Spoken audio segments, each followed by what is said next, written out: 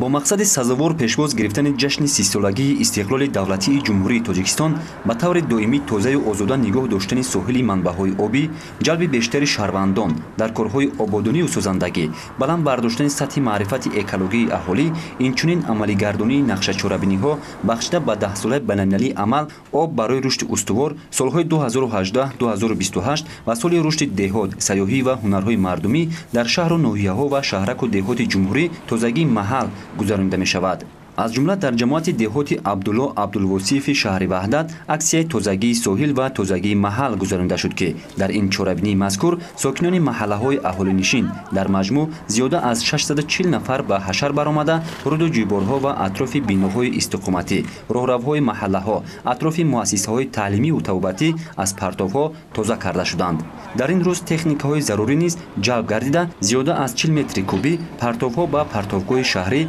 جایگیر کننده شد.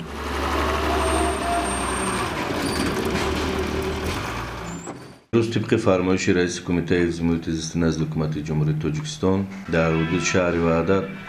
اکسیه توزیع ساحل و توزیع محل گذرانده شد.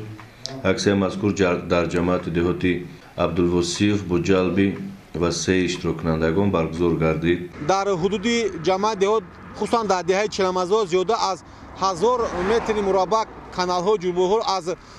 پرتوها توزیع کرده شده برای آزاده و تیار نمودن جشن 30 سالگی استقلال دولت جمهوری تاجیکستان